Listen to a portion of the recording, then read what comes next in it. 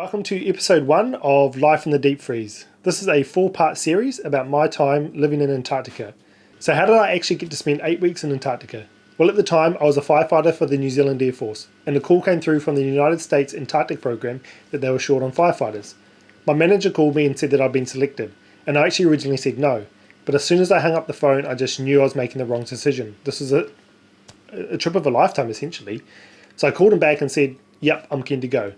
And within 48 hours, I'd been up to work. I had my medical, my dental, all the necessary checks done to make sure I was fit and deployable, ready to go. From there, we caught a plane to Christchurch, where we conducted 14 days of isolation because it was still during COVID. And with that, this is where we'll start the journey to Antarctica. Enjoy.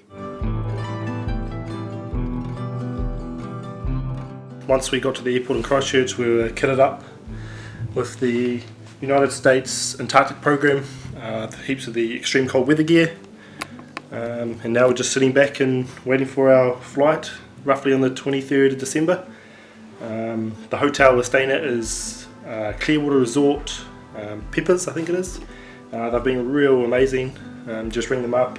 I rang up and ordered some more coffee pods to keep me a bit sane, but so far so good. This is day 2.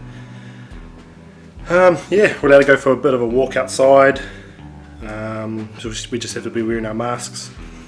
COVID tests on day 3 and day 12, and then hopefully all good, and we'll be on the ice late 23rd of December in time for Christmas. This would be my last sunset for the next 2 months, so I made sure to slow down and really take it in. The next morning we were driven to the airport to begin check-in. In some ways it felt like just any other flight. We boarded the USAF C-130 Ski Hercules, 8 hours, Antarctica bound.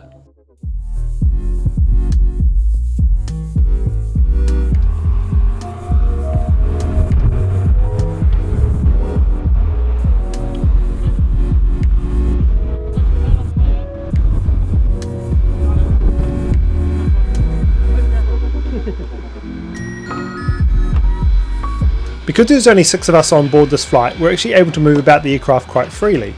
We even got to go up and have a little look inside the cockpit.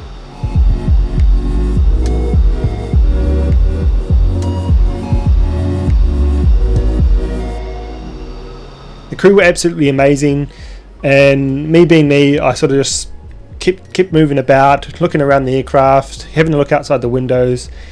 And then I finally saw my first glimpse of the icy continent, where I'd call home for the next 2 months. And what a sight it was. Nothing could prepare you for what you're about to witness once you step off the plane. I remember just being in absolute awe of my surroundings, a little disbelief that I'd officially stepped foot into arguably the hardest continent to reach. We were escorted to a van and driven about 35 minutes to McMurdo Station. We unpacked, found our bearings, and were straight into some sightseeing. The first on the list, hiking up Observation Hill. 360 degrees of uninterrupted views of McMurdo Station and neighbouring Scott Base.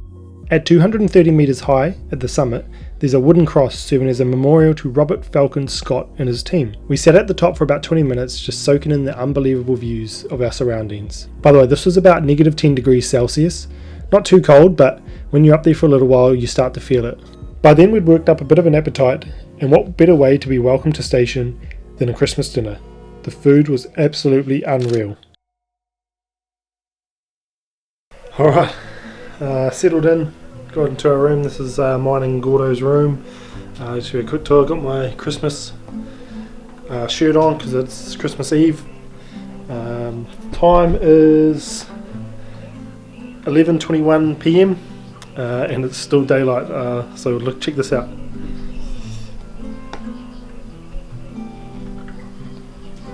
It's outside, and look, 11:21, daylight. It's going to take a bit of getting used to, but I'm sure we'll get there. First day out at Williams Field. No flights today, it's been all cancelled due to weather. Apparently there's a storm going to come in this afternoon from out at they call Black Island, so that's out over there. White Island's out over there.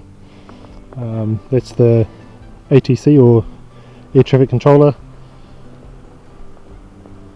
This is one of the fire appliances, and then we have 3 Renegades or F350s on tracks.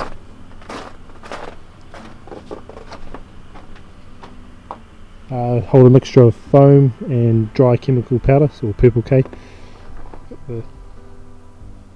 3 ski hooks out there, and this is the fire station.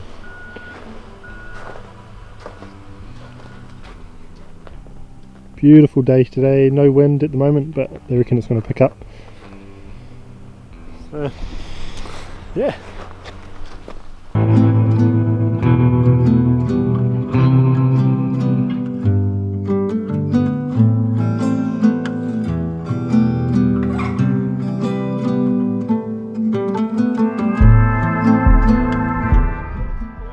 Our shift cycle was 24 hours on, 24 hours off, spread into 2 locations.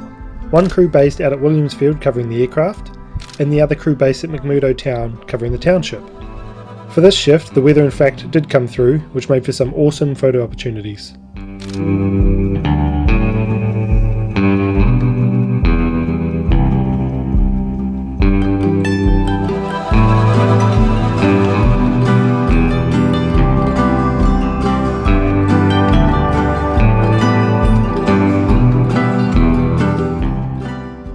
The next morning we made our way back to McMurdo, which is about a 40-minute drive.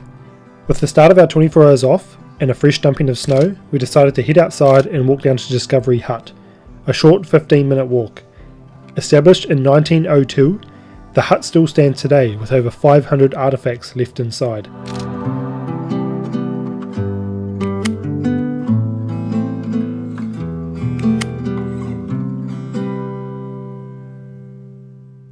Alrighty, coming up on episode 2, we get to herd penguins off the runway in our first encounter with the wildlife, look at some weird and wacky creatures found underneath the sea ice, get a tour of Sir Edmund Hillary's hut at Scott Base, celebrate my birthday, and watch a live talent show.